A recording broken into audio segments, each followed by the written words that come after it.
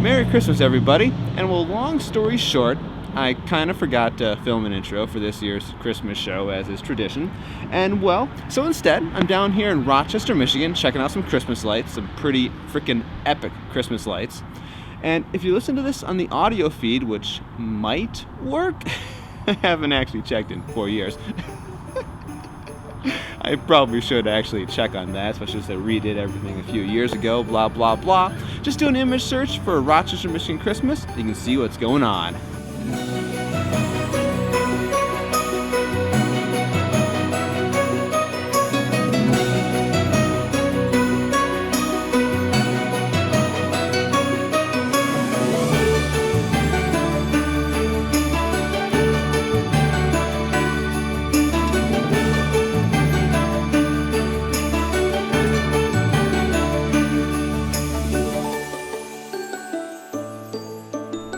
Try that again. 3, 2. And Ryan's just waving at the camera or something there. So Merry Christmas, everybody. I'm Jason, the creator of the Tabletop Battlefield, and joining me tonight is... I'm Ryan, and I'm looking at the camera, my camera here, waving, saying hi, hello. Is it working all right? I think it's recording now. Yeah, That's I think good. It should be fine. Yeah. And Not wait, let me check my audio, make sure that and my audio is recording too. It's like. Not like we've already done this once before. We made this 10 times. We made this 10 times harder than it should have been. But it's all for video quality after, because like I said, it's not like this is the first time we've done this year, right? That happens. I guess we'll explain this in a minute. We probably should. I don't care. I'll tell the story. So this is actually the second time we recorded the Tabletop Battlefield Christmas special for 2019. Ryan actually came up here to Michigan and we did the usual couch segment like we normally do. Apparently, show a video of it. Yeah, I saw the video. They can see the effort that we went through. There was some effort. Apparently, with the Zoom audio recorders, that's very common audio equipment. When they can't record the SD card, they don't tell you there's something wrong. It just looks like they're working nice and good. So the audio didn't record, and then I decided to be lazy and use my GoPro Hero 6. I had the Hero 6 for the main camera, and for whatever reason that came out like total crap. So we had crap audio, crap video, and I'm like, hey Ryan, let's figure out a way to make this work again. So hopefully this time. So live from my studio in Kentucky here. Yes. So let's recorded live. Record live, maybe more or less, yeah. So let's just go ahead with our usual bit here. For the first part, we're going to talk a little about what we've been up to. I'll go first. Ryan's got quite a saga of a cross-country trip. You forgot to do the pointing thing again. Oh, we did do the pointing. Well, we haven't really did an intro. Should we synchronize hand pointing at the camera? Yeah. Ready? Tabletop, Battlefield. Just make Ryan happy. All right. It's what we do. It's what we do. We can end the show with it, so don't worry. We can end the show with it. Well, we begin and end with it, so I don't know why we're missing this. Because there's a different intro for the Christmas episodes. They've always been... Well, there's always a video intro, but we always do this as well. We do, don't we? We do. Yeah, we do. Okay. Well, now we've got that out of the way. We did forget that, and you yelled at me during the live. Anyway, so this year for myself, probably the biggest thing I've been up to is, if you've been following me on the YouTube channel here, I've been cranking out new content once a week. I think I've actually got a new video every week. For the first part of the year, I had this crazy idea where I was going to do 2 videos a week, but that was just a nightmare of a lifestyle. Don't ever do that if you have a full-time job. Maybe if I don't ever have a full-time job, sure, but it just drove me absolutely up the wall. But 1 video a week is good enough, and I've been growing the channel a little bit, kind of branching out a little bit more into some robotic stuff, into some, I think by now there may be some other things, because I'm actually still in my apartment when I'm recording this, but probably, actually I know for sure by the time this video comes out, you'll have actually seen me in my new house. So I've actually bought a house too, to go along and give me some more options for YouTube and just get out of this crappy apartment in this little, basically very crappy apartment. But anyway, so other than the expand on the YouTube channel, I'm still slowly working on Legends of Kalidasia. I have, let me step off camera quickly and grab.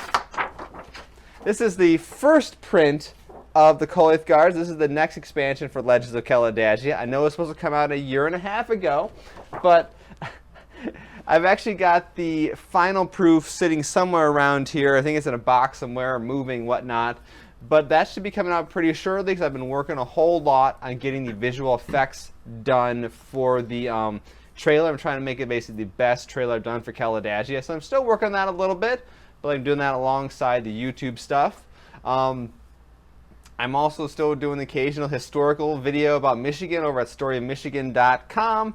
But that's pretty much the bulk of what I've been doing, producing content, Kalidasia, and I bought a house, which is obviously a very big, a big thing to step into.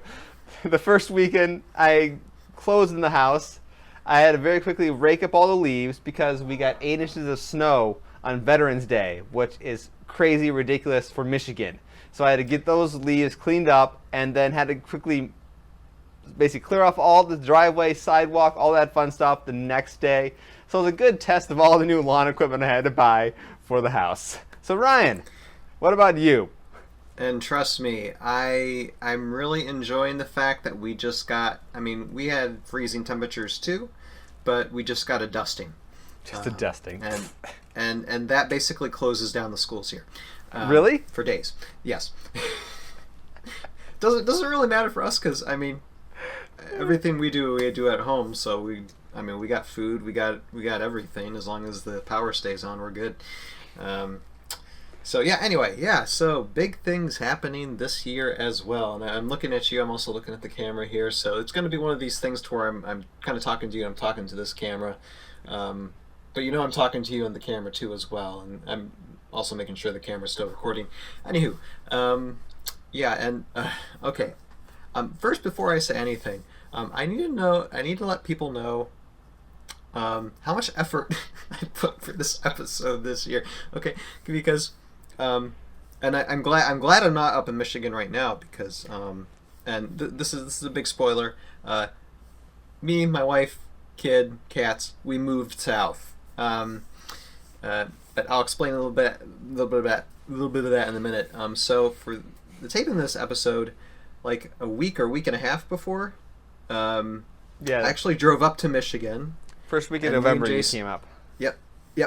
And I actually brought a friend over. We actually recorded like a commentary on the first 5 episodes of Tales of Valhalla, and that actually came out good. That's good at least to hear. So far. Something came out like good out of the weekend. I was using this Blue Snowball microphone, which I was thinking of doing that when we were recording Tabletop Battlefield. If I would have done that, that would have been a saving grace because the audio picked up really well. Lesson learned. I'll bring it next time. Well, I'll just make sure the Zoom works correctly too. That's the... I mean that way we can have a backup and we wouldn't have to worry about wearing mics really. But with that being said, I mean, hopefully I'll have some of that commentary to give to you for us to show. That was absolutely great. I had to add that in. Is that in the script? That was just too perfect. I absolutely love. I have to go to the bathroom right now. So wait. So is that actually in the script, or did he add that in? That's unscripted. Unscripted? Yeah, that's added. Turn around. But it's That was perfect, but it's such a terrible Arnold Schwarzenegger But impersonation. primarily, it'll be on Tales of Valhalla page. So we went up there and then drove back, and yeah, it was just a lot of effort. And then for Jason to say, we need to do all this over again. So we. It happens. Well, I mean, one thing we got. I always understand, when it comes to doing videos, films, or whatever, you could travel long distances. Everything ended up going terribly, and then you have to do something else. It's still worth it. I'm just glad I did it that weekend and not any other weekend coming into November, because it looks like this winter is going to be really, really crappy. And so I'm glad I avoided the snow. Anyway, okay. So getting started. Very early into the year, me and my wife made 2 big decisions. One decision was that we've been planning to take a road trip to California and back. So basically, from Michigan to California and back for a while, and just decided to right away go ahead and do it. We took a month and basically drove the southern way starting out, and this was in the early springtime. And so saw the Grand Canyon, drove through LA traffic, came back the northern way through Idaho, across the Nebraska farmlands, all that stuff, and came back. And then had a great time. It was wonderful. I should have pictures showing up on the screen somewhere that I'll give Jason. So it was great to spend time actually with my wife.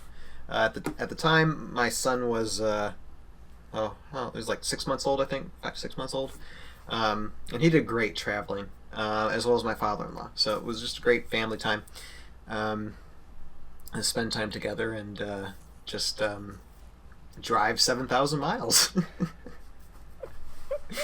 And then immediately after that trip, we had already gotten out of the lease of our apartments and put everything in storage in Michigan. And then as soon as we got back, we loaded everything up in a moving van and moved all the way down to basically central southern Kentucky, close to the Tennessee border. This is something else we'd also been talking about and planning for a long time, and we just decided, we just decided to do it. We moved down to Kentucky. It's wonderful. Those are the two big life things. Tales of a Howler related things. While we are on our trip to California, I talked about High Ground Tiles last year, which is a tabletop company in the way that they create hex and square terrain tiles, primarily for like Heroscape, D&D. It can be for a number of type of tabletop games, and you basically just get the STL piles and 3D print them, whether you have a 3D printer or you just get someone else to do it. And they're really fantastic stuff. I was able to go to their workshop and see very nice people, Bill and Kara, and I have that interview. So if we want to roll that, we can, or we can roll it later. Where might I be today, huh? I don't know. Let's take a look over at these guys, because I'm not in my neighborhood anymore. As a matter of fact, I'm way out of my neighborhood. Decided to take a trip and decided to see these guys from High Ground Tiles. So I've been using some of their stuff for Tales of Valhalla, and just wanted to see their workshop, what they're about, and take a look at what they have going and what possibly they could be having in the future. So why don't you guys introduce yourselves? Hello, I'm Bill. This is Kara. Hello. We're the creators of High Ground Tiles, and we love it. Yeah. And so we're in your workshop here, and you guys are telling me a little bit about the printing process. Yeah, so you can take a look here. We've got the printers going today, as pretty much every day. They run almost 7/24, 7x24, but we always having something to print. Right now we're working on finishing up our Coliseum set in the square design, and so we're finishing some prints for it. We do a lot of test prints. That's what basically we're doing. Yeah, so I was just describing our process, So the process really is to go through. I do a lot of designing in 3D, and so on the computer, and we do the 3D designs, put that design together. We come over and then we print it, and then we make sure that it fits properly with all the tiles, right? So it snaps in properly, that it's got the right shape, the right dimensions, the scale is close, and then from there we make tweaks based on whatever we discover. Maybe there might be something wrong, or it didn't print quite like we expected it to, and so we'll do some adjustments to it. We try to design most of our stuff so you don't take supports, for example, right? Because that just takes more material and it takes longer to print. So anyways, we try to get them to print without supports, and then once we've done that and we made our tweak, we print it again and test it out. And if it tests out good, then we have a young man that comes in and helps us with a lot of our file management. And so he goes through each of the files, and then he does what's called an analysis that we use in Mesh Mixer.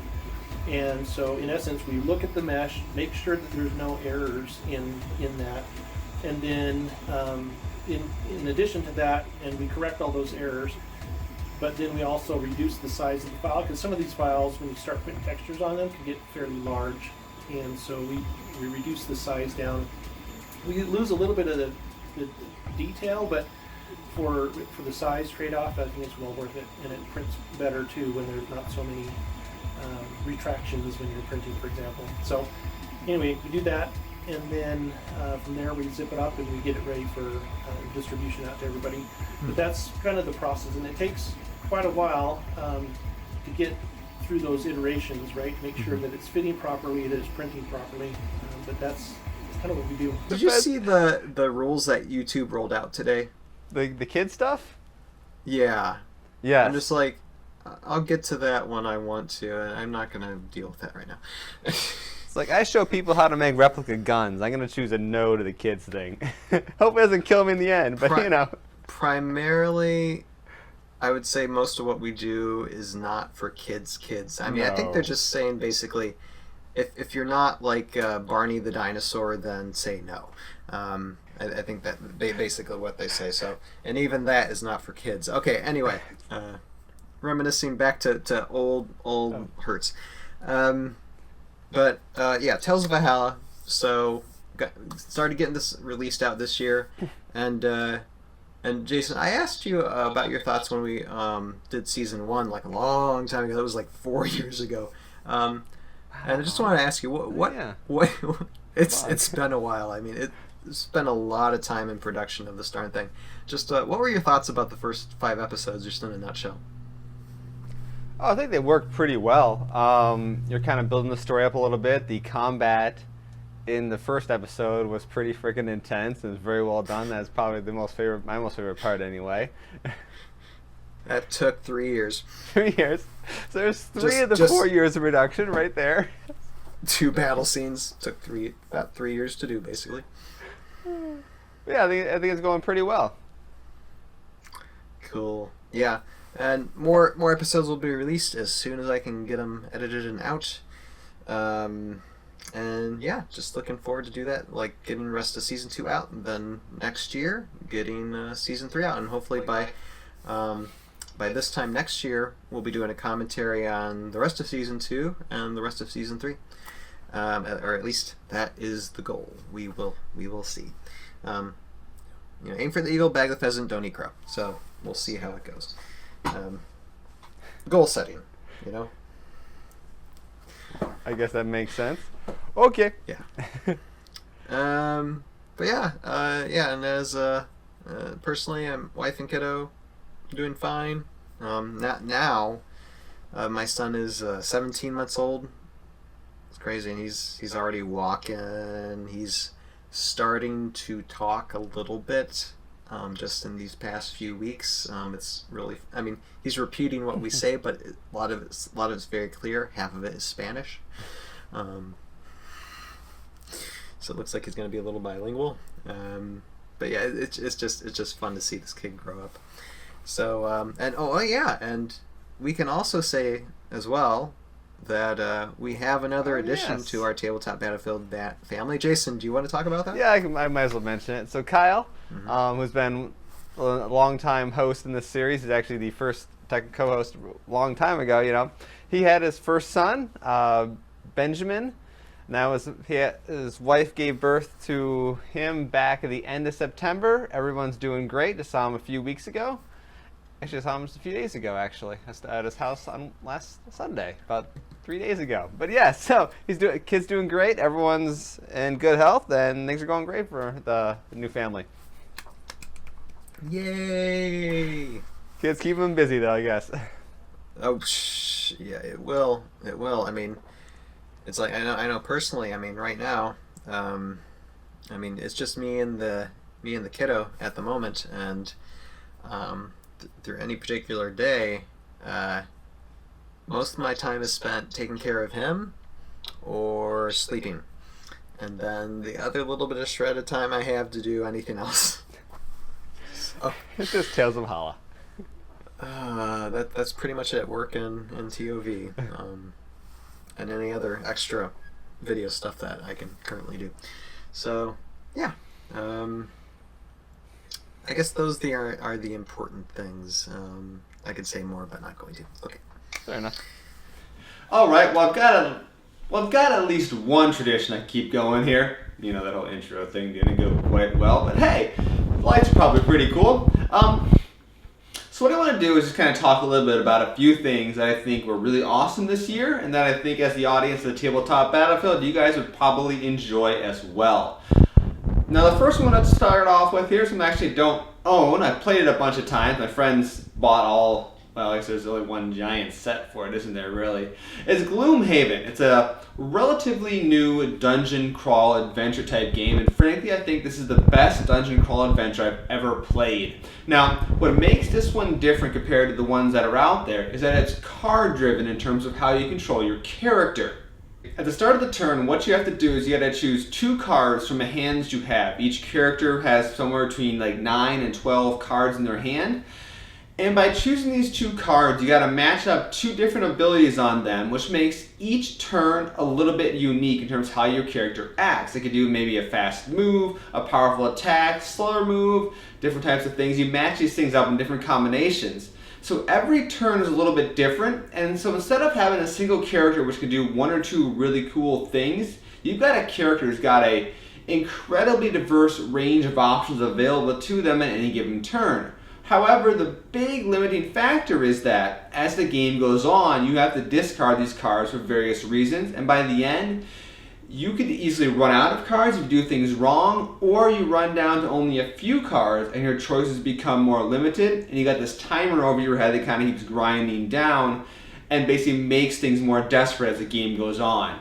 So I highly recommend Gloomhaven to anyone who likes dungeon crawl games, but maybe hasn't tried that one before for some reason, because once again, I'm probably kind of late to the party because I know it was one of those really successful Kickstarters. Next up was actually my return to Games Workshop. For a number of years now, I haven't played either Warhammer 40,000, and I wasn't a big fan of Age of Sigmar, but this year they released Warhammer Age of Sigmar Warcry. This is their skirmish game set in the Age of Sigmar universe, but from a gaming perspective, it's very different than actual normal Age of Sigmar. In fact, it's a completely separate game, and what I really like about this, because it's kind of funny, I kind of made fun of the Stormcast Eternals, and now I play the Stormcast Eternals in Warcry, is that what does it do is it shifts the focus of the game very heavily back to how you control your miniatures on the tabletop. There is an army building aspect to it, but it's far limited compared to normal Age of Sigmar, and in particular, there's not a lot of situations where powers stack on top of each other, where 2 guys, be next to each other and enhance each other with powers, all that weird stuff. It's much more about what kind of crazy setup you got going on in the battlefield, because if it's card driven how the game is set up, you've got different objectives, different twists to the game. You have actually a terrain card that shows you how to set up the terrain, and then you got to be able to maneuver your guys based on what your objectives are and complete those in a relatively short amount of time. I was kind of surprised going into it because it has a 3-turn limit to a lot of the games. Some go 4, maybe a few can go a lot longer, but most games end in 3 rounds, and I really thought I wasn't going to enjoy that. It's going to be too short, but you know what? It's actually pretty cool. It requires you to think really fast, really go for the objectives and figure out the most efficient way to do it, but also it helps limit the length of the game to really about an hour or less, which is awesome. And considering that you need like maybe 10 miniatures at most to play the game, it's not a huge commitment as it is to the other Warhammer games that you're familiar with. So I do highly recommend Warhammer Age of Sigmar Warcry. Maybe next year I'll try the Warband for 40k, whatever that is. Kill Team? That is a little bit different than normal 40k, so maybe I'll try that and see how that goes. Maybe. Next up though, we got a game by Warlord Games. I got it sitting down right here. And this is Blood Red Skies, their abstract World War II aerial combat game. I absolutely love World War II aerial combat. It's kind of my most favorite aspect of that type of genre in terms of, air-to-air action or whatever it may be. Fun fact, can you see some stuff? Yeah, I think you're able to see it. And a random fun World War II fact. See if you can spot the World War II artifact on my Christmas tree. It should be in your view there. If it's not, I'll cut this piece out. But what Blood Red Skies is it's actually a abstract, like I mentioned, abstract aerial combat. So it doesn't worry a whole lot about the details about what your fighters are up to. It is a miniatures game, so the positioning does matter. But instead of trying to figure out details of banking and stuff like that, movement's pretty abstract, but it captures the big ideas of World War II aerial combat in terms of gaining the advantage over your opponents, trying to get behind them, and attacking them like that. And in particular, the really cool thing about it is it's about defeating the entire squadron and not individual fighters. Of course, fighters can get shot down, but the way the damage system works and the way that combat is resolved and all that stuff and the way that victory is determined, you could actually defeat an enemy squadron just by breaking up their cohesion and attacking them without actually shooting down an enemy fighter. And in fact, in your typical game where you have maybe 4 to 6 fighters on the table at a given time, a game can really end with maybe at the very most, half those fighters being shot down, which is a really cool, different aspect compared to a lot of games where it's like, okay, can you massacre the enemy force to win? It's a nice change of pace and that kind of a thing. Plus, as a bonus, I've done a few videos so far of painting up some of the actual World War II squadrons, learning about the different squadrons in the game, the fighter groups from the United States, British, all that stuff. It's been a heck of a lot of fun, and it's a really cool bit of history trying to track down their actual paint schemes and going from there. And then just a quick honorable mention too, of course, we had the new edition of Battletech, a game of armored combat came out this year. I always love Battletech. And probably a little bit more interesting to me was the new Alpha Strike Commanders edition, which of course is a new version of Alpha Strike. It's basically the same game as what came out a couple years ago, but now you can actually buy the book. Hey, what do you know? Isn't that awesome? So I'm looking forward to getting some more Alpha Strike in this year. I did play it a few times earlier in the year, but I'm looking to get some of the new rules in with some of those small changes and see how well they work. Now for the last thing that's really awesome this year, I got it sitting down on the floor right here. It's nothing really gaming related, but it's a heck of a fun toy. This is the Nerf Perseus. This is what I think is the best Nerf blaster ever made, and some people do tend to agree with me on that. This is from the Rival line. It is a full auto, effectively submachine gun. It holds 50 Rival rounds up here, and let's see. Sounds like a freaking power tool when it revs up there, and of course, like I said, it's full auto. I have no idea where those went. Anyway, I think that's about it for some of the cool things this year. This guy just kind of takes the cake. When I saw him in February on some of the YouTube videos, I'm like, I want to buy this thing when it comes out. It was $100 MSRP. I actually been seeing it down for $80 in some of the stores. So it's a fantastic Nerf blaster if you really want to get into the Rival series. And as a bonus, it actually comes with a rechargeable battery pack right here. So where a lot of them require you to use like 6 C or D batteries, this guy's got an actual rechargeable battery, and that's kind of why it's got the higher price. That's awesome.